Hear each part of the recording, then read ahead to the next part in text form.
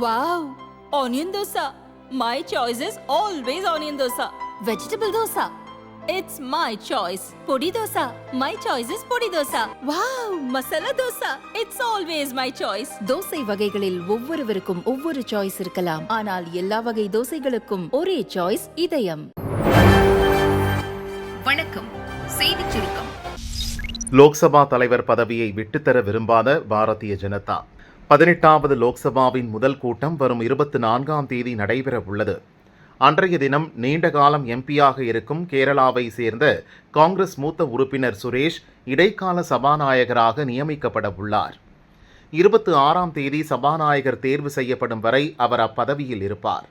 லோக்சபா தேர்தலில் தனி பெரும்பான்மை பெறாவிட்டாலும் என்டிஏ கூட்டணி பலத்தை பயன்படுத்தி சபாநாயகர் பதவியை தங்கள் வசமே வைத்துக் கொள்ள பாரதிய ஜனதா விரும்புகிறது. பாரதிய ஜனதா நிறுத்தும் வேட்பாளரை ஆதரிப்பதில் ஆட்சேபனை இல்லை என்று கூட்டணி கட்சிகளில் ஒன்றான ஐக்கிய ஜனதா தளம் மூத்த தலைவர் தியாகி கூறினார். மற்றொரு கூட்டணி கட்சியான தெலுங்கு தேசம் கட்சி செய்தி தொடர்பாளர் ராம்குமார் ரெட்டி கூறும்போது, என்டிஏ கூட்டணி ஒருமித்த கருத்துடன் சபாநாயகரை தேர்வு செய்ய வேண்டும் என கூறியுள்ளார். புதிய சபாநாயகரை தேர்வு செய்யும் பொறுப்பு இராணுவ அமைச்சர் ராஜ்நாத் சிங்கிடம் பாரதிய ஜனதா ஒப்படைத்துள்ளது. கூட்டணி கட்சிகளுடன் அவர் ஆலோசித்து வருகிறார். சபாநாயகர் பதவியை பாரதிய ஜனதா வைத்துக்கொண்டு துணை சபாநாயகர் பதவியை கூட்டணி கட்சிகளில் ஏதாவது ஒன்றுக்கு கொடுக்கும் யோசனையை முன்வைத்து ராஜ்நாத் சிங் பேசி வருகிறார். ஆனால் சபாநாயகர் பதவிக்கு பாரதிய ஜனதாவை சேர்ந்தவர் வரக்கூடாது என நினைக்கிறது இந்தியா கூட்டணி. அதனால் தெலுங்கு தேசம் கட்சி வேட்பாளரை நிறுத்தினால் ஆதரவளிக்க தயார் என வெளிப்படையாகவே தெரிவித்துள்ளனர். மேலும் துணை சபாநாயகர் பதவி பார்லிமென்ட் மரபுப்படி எதிர்க்கட்சியை சேர்ந்தவருக்குத்தான் விட்டுத்தர வேண்டும். அந்த வகையில் இந்தியா கூட்டணிக்கு துணை சபாநாயகர் பதவியை வழங்க அரசு முன்வர வேண்டும். அப்படி இல்லாமல் சபாநாயகர் துணை சபாநாயகர் பதவிகளை என்டிஏ கூட்டணியை வைத்துக்கொள்ள முடிவு செய்தால் சபாநாயகர் தேர்தலில் தங்கள் அணி வேட்பாளரை நிறுத்த இந்தியா கூட்டணி நினைக்கிறது. வெற்றி வாய்ப்பு குறைவு என்றாலும் வேட்பாளரை நிறுத்துவதில் அவர்கள் உறுதியாக உள்ளனர். மணிப்பூரில் தொடரும் பதட்டம், அமைதி திரும்புவது எப்போது? களத்தில் இறங்கிய அமித்ஷா. மணிப்பூரில் வாழும் மெய்தி பிரிவு மக்களை பழங்குடி பட்டியலில் சேர்க்க வேண்டும் என்ற கோரிக்கை பல காலமாக இருந்து வருகிறது. இதற்காக அந்த சமூகத்தின் மாணவர் அமைப்பினர் கடந்த ஆண்டு நடத்திய ஊர்வலத்தின் போது தகராறு ஏற்பட்டது. இது மெய்தி குக்கி இன கலவரமாக மாறியது. இரு பிரிவு மக்களும் கொல்லப்பட்டனர். வீடுகள் தீக்கிரையாக்கின. பெண்களுக்கு எதிரான பாலியல் குற்றங்கள் அரங்கேறின. மாநிலத்தை ஆளும் பாரதிய ஜனதா அரசு கலவரத்தை அடக்க போதிய நடவடிக்கை எடுக்கவில்லை என எதிர்க்கட்சிகள் குற்றம் சாட்டின. முதல்வர் பைரோன் சிங் ராஜினாமா செய்ய வேண்டும் என்ற கோரிக்கையும் எழுந்தது. மணிப்பூர் விவகாரம் லோக்சபா தேர்தலிலும் எதிரொலித்தது. பாரதிய ஜனதா போதிய வெற்றியை பெறவில்லை. கடந்த சில நாட்களுக்கு முன் கச்சார் மாவட்டத்தில் ஜிரிபாம் என்ற இடத்தில் வன்முறை ஏற்பட்டதில் ஒருவர் பலியானார். இது குறித்து பேசிய RSS தலைவர் மோகன் பகவத், மணிப்பூர் பிரச்சினை இன்னும் தீரவில்லை என்று சுட்டிக்காட்டினார். ஓராண்டாக நடக்கும் கலவரங்களை தடுத்து நிறுத்தி ஒருமித்த கருத்துடன் அமைதியை ஏற்படுத்த வேண்டும் என்றும் பேசினார். இந்நிலையில் மணிப்பூர் விவகாரம் தொடர்பாக மத்திய உள்துறை அமைச்சர் அமித்ஷா உயர்மட்ட அதிகாரிகளுடன் ஆலோசனை நடத்தினார். மணிப்பூர் கவர்னர் அனுசுயா உக்கி, டிஜிபி ராஜீவ் சிங், தலைமை செயலாளர் வினித் ஜோஷி உட்பட மத்திய மாநில உயர் அதிகாரிகள் பலர் கலந்து கொண்டு விவாதித்தனர். ஆனால் மணிப்பூர் முதல்வர் பைரோன் சிங் இதில் பங்கேற்கவில்லை. அவர் கூட்டத்தை புறக்கணித்தாரா அல்லது வேறு காரணங்களால் பங்கேற்கவில்லையா என்பது குறித்த விவரங்கள் வெளியாகவில்லை. இந்த கூட்டத்தில் மணிப்பூரின் பாதுகாப்பு நிலை குறித்து அமித்ஷா முழுமையாக ஆய்வு செய்தார். இனி அசம்பாவிதங்கள் நடக்காமல் இருக்க தேவையான நடவடிக்கைகளை உறுதி செய்ய வேண்டும். தேவைப்பட்டால் கூடுதலாக மத்திய படைகளை அனுப்ப வேண்டும். மாநிலத்தில் அமைதியை நிலைநாட்ட அந்த படைகளை சரியாக பயன்படுத்த வேண்டும்.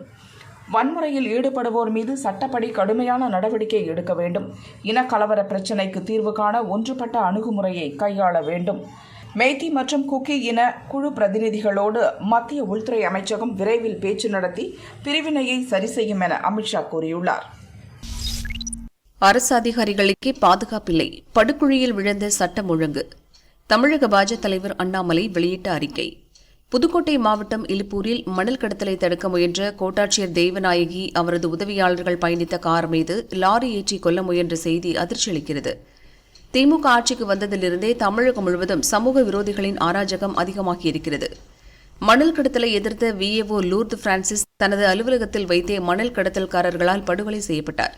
அதன் பிறகு கூட திமுக அரசு கடுமையான நடவடிக்கை எடுக்க தவறியதால் தொடர்ந்து சேலம், வேலூர் என மணல் கடத்தல்காரர்கள் அரசு அதிகாரிகளை தாக்குவது தொடர்கிறது. அரசு அதிகாரிகளின் உயிருக்கு பாதுகாப்பில்லாத நிலையில் தமிழகத்தில் சட்டம் ஒழுங்கு படுகொழியில் விழுந்து கிடக்கிறது. தமிழகம் முழுவதும் ஆயுத கலாச்சாரம் நிலவுகிறது. போலீஸ் துறையின் கைகள் கட்டப்பட்டு அதன் செயல்பாடுகள் முழுமையாக முடக்கப்பட்டிருக்கின்றன. மணல் கடத்தல்காரர்கள் மீது நடவடிக்கை எடுக்காமல் இவை பற்றி எதுவுமே அறியாமல் கனவுலகில் சஞ்சரித்துக் கொண்டிருக்கிறார் முதல்வர் ஸ்டாலின். அரசின் தலையாய கடமையான சட்டம் ஒழுங்கை காப்பாற்றுவதில் திமுக அரசு முழுமையாக தோல்வியுற்றிருக்கிறது.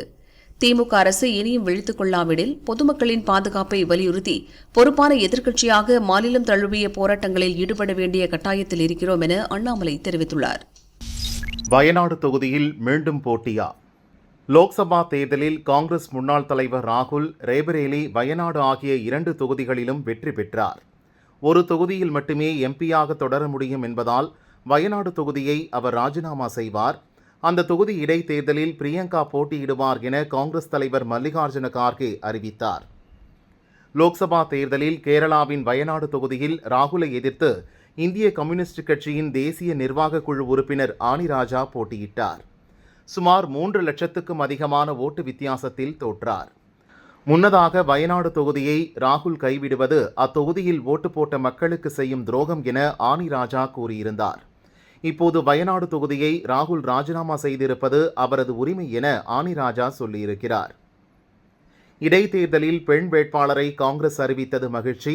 நான் மீண்டும் போட்டியிடுவது குறித்து சிபிஐ கட்சியும் இடதுசாரி ஜனநாயக முன்னணியும் கலந்து பேசி முடிவெடுக்கும் எனவும் ஆனிராஜா கூறினார். சென்னையில் பலத்த மழை, விமான சேவைகள் பாதிப்பு. சென்னை மற்றும் புறநகர் பகுதிகளில் இன்று அதிகாலை இடி, மின்னல் மற்றும் சூறைக்காற்றுடன் பலத்த மழை கொட்டி தீர்த்தது. சாலைகளில் மழைநீர் பெருக்கெடுத்து ஓடியது. திடீரென வானிலை மோசமானதால் சென்னை ஏர்போர்ட்டுக்கு வந்த விமானங்கள் தரையிறங்க முடியாமல் வானத்தில் வட்டமடித்தன. துபாயில் இருந்து வந்த எமிரேட்ஸ் ஏர்லைன்ஸ், தோஹாவில் இருந்து வந்த Qatar airlines, Abu Dhabi Etihad airlines, London British airlines உள்ளிட்ட 7 விமானங்களால் தரையிறங்க முடியவில்லை. நீண்ட நேரமாகியும் தரையிறங்க முடியாததால் எமிரேட்ஸ் ஏர்லைன்ஸ் விமானம் பெங்களூருக்கு திருப்பி விடப்பட்டது. மற்ற விமானங்கள் சுமார் 1 மணி நேரம் வானத்தில் வட்டமடித்தன. மழை ஓய்ந்த பிறகு ஒன்றன் பின் ஒன்றாக தரையிறங்கின. அதைப்போல் சென்னையிலிருந்து புறப்பட வேண்டிய 8 விமானங்கள் தாமதமாக புறப்பட்டுச் சென்றன. திடீர் மழை காரணமாக விமான சேவைகள் பாதிக்கப்பட்டதால் பயணிகள் கடும் அவதியடைந்தனர். 4 நாட்களுக்கு மழை நீடிக்கும், வானிலை மையம் அறிவிப்பு. தென்கிழக்கு அரபிக்கடல் மற்றும் அதை ஒட்டிய கேரள கடலோர பகுதிகளின் மேல் வளிமண்டல கீழடுக்கு சுழற்சி நிலவுகிறது. இதன் காரணமாக தமிழகம், புதுச்சேரியில் இன்று முதல் 4 நாட்களுக்கு இடி மின்னலுடன் மிதமான மழை பெய்ய வாய்ப்புள்ளதாக சென்னை வானிலை ஆய்வு மையம் தெரிவித்துள்ளது. வரும் 22, 23ஆம் தேதிகளிலும் நீடிக்க வாய்ப்புள்ளது. அதே நேரத்தில் அடுத்த 4 நாட்களில் இயல்பை விட 3 டிகிரி வெப்பநிலை அதிகமாக பதிவாகவும் வாய்ப்புள்ளது.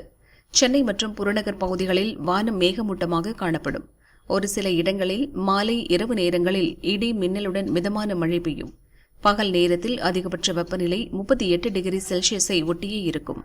தென்மேற்கு மற்றும் அதை ஒட்டிய மத்திய மேற்கு வங்கக்கடல் பகுதிகளில் இன்றும் நாளையும் மணிக்கு 35 முதல் 55 கிலோமீட்டர் வேகத்தில் சூறாவளி காற்று வீசலாம். இதனால் இப்பகுதிகளுக்கு மீனவர்கள் செல்ல வேண்டாம் என்றும் எச்சரித்துள்ளது. தமிழகத்தில் காசநோய் பாதிப்பு 5% அதிகரிப்பு. காசநோயை அடுத்த ஆண்டுக்குள் ஒழிக்கும் நோக்கில் மத்திய மாநில அரசுகள் செயல்பட்டு வருகின்றன. இதற்காக விழிப்புணர்வு நிகழ்ச்சிகள் நடத்துவது, நோயாளிகளை கண்டறிவது, கூட்டு மருந்து சிகிச்சை அளிப்பது, தொடர் கண்காணிப்பு நடவடிக்கைகளில் ஈடுபடுவது உள்ளிட்ட பணிகள் மேற்கொள்ளப்படுகின்றன. காச நோயாளிகளுக்கான சளி மாதிரிகளை அவர்களின் வீட்டிற்கே சென்று எடுப்பதுடன் ஊடுகதிர் படம் எடுத்து சிகிச்சை அளிக்கவும், களப்பணியாளர்கள் வாயிலாக அவர்களின் இருப்பிடங்களுக்கே சென்று மருந்துகள் வழங்கவும் நடவடிக்கை எடுக்கப்பட்டுள்ளது. இதனால் முதற்கட்ட சிகிச்சையில் 84% பேருக்கும், தொடர் சிகிச்சையில் மீதமுள்ளோருக்கும் காசநோய் குணமாவதாக சுகாதாரத்துறை தெரிவித்துள்ளது. இந்நிலையில் இந்த ஆண்டு ஜனவரி முதல் இம்மாதம் வரை நாடு முழுவதும் 11.83 லட்சத்திற்கும் அதிகமானோரும், தமிழகத்தில் 42,486 பேரும் காசநோய் பாதிப்புடன் அரசு மற்றும் தனியார் ஹாஸ்பிட்டல்களில் சிகிச்சை பெற்றுள்ளதாக மத்திய அரசின் புள்ளி விவரங்கள் தெரிவிக்கின்றன. இதில் தமிழகத்தில் உள்ள தனியார் ஹாஸ்பிட்டல்களில் 13,913 பேரும், அரசு ஹாஸ்பிட்டல்களில் 28,573 பேரும் முதற்கட்ட சிகிச்சை பெற்றுள்ளனர். இது கடந்த ஆண்டை விட 5% அதிகம் என்பதால் அடுத்த ஆண்டுக்குள் முழு காசநோய் ஒழிப்புக்கான இலக்கை அடைய முடியுமா என்ற கேள்வி எழுந்துள்ளது.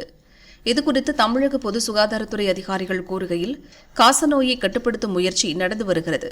இதற்கான சோதனையில் காசநோய் கண்டறியப்பட்டோருக்கு தேவையான சிகிச்சை அளிக்கப்பட்டு வருகிறது. தொடர் சோதனைகள், சிகிச்சைகளால் காசநோயை கட்டுக்குள் கொண்டு வரலாம் என்றனர். சபரிமலையில் ரோப்கார் வசதி மத்திய அரசு அனுமதி. சபரிமலை கோயிலுக்கு ஆண்டுதோறும் மண்டல பூஜை, மகரஜோதி சீசனில் லட்சக்கணக்கான பக்தர்கள் வந்து ஐயப்பனை தரிசிக்கின்றனர். பம்பையிலிருந்து சன்னிதானத்திற்கு பக்தர்கள் நடந்து செல்ல வேண்டும். சன்னிதானத்திற்கு தேவையான பூஜை, இதர பொருட்களை டிராக்டரில் கொண்டு செல்வதில் இடர்பாடுகள் உள்ளன. இதனால் பம்பையிலிருந்து சன்னிதானத்திற்கு 2.90 கிலோமீட்டர் தூரத்திற்கு ரோப்கார் அமைக்க தேவசம் போர்டு முடிவு செய்துள்ளது. இதற்காக வனத்துறை நிலம் 1.5 ஏக்கர் மட்டுமே தேவைப்படுகிறது.